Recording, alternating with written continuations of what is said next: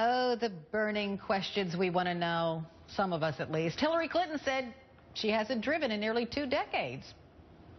Last time I actually drove a car myself was 1996, and I remember it very well. And unfortunately, so does the Secret Service, which is why I haven't driven since then. So, those comments prompted the people at BuzzFeed to ask one of Clinton's longtime aides, Philip Rines, about some other everyday things Hillary has or has not done, like buy stuff online or eat at Chipotle. And Rines' response was colorful. In an email, BuzzFeed says Rines slammed the website, renaming it Bullfeed, calling the questions, quote, inane, and even providing links to photos of Hillary, you guessed it, eating at Chipotle. CNN senior media correspondent Brian Stelter joined me now to talk about this. And, you know, my first thought is, BuzzFeed's fun. Like, where's his sense of humor? I thought it was very smart of BuzzFeed to ask these questions.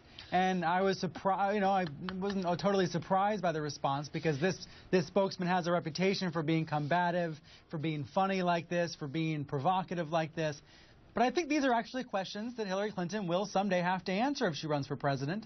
So I was a little surprised by the tone of his reply. She's going to have to answer that question, Brian?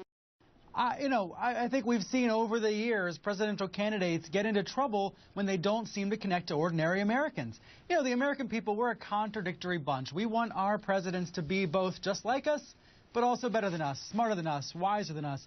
I think questions like whether they've eaten at Chipotle and what the price of a gallon of milk is are legitimate questions if you're running for president. Of course, right now, Hillary Clinton's not running for anything, so maybe it's fair to swap those questions away. But people are going to want to know that she's relatable if and when she runs.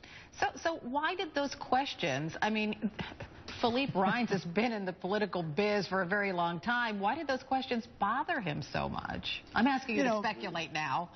Yeah, well, you know, first of all, the answer that she gave about driving a car is getting some negative attention, is getting some scrutiny. And maybe he was trying to disarm further questions about how in touch she is with ordinary Americans by swatting it away in a humorous way.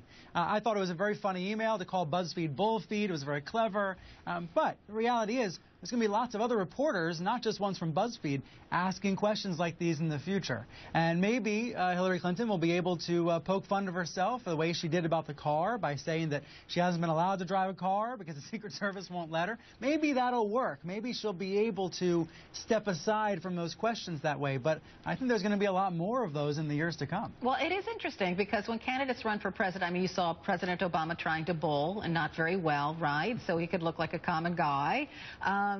Ronald Reagan rode a horse, which he did well. Jimmy Carter, made much of the fact he was a simple peanut farmer, even though he's pretty wealthy peanut farmer. So I guess you may be right.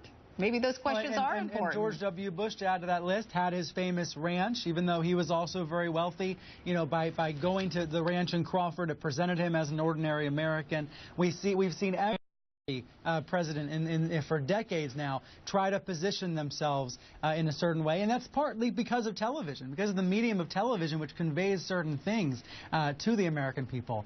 You know, I think what we're seeing is a potential candidate in waiting, bringing up questions like that. And I think when we see the spokesman try to swat those questions away, it exposes a challenge that candidate would face if and when she runs. Brian Stelter, thanks so much for stopping in this morning.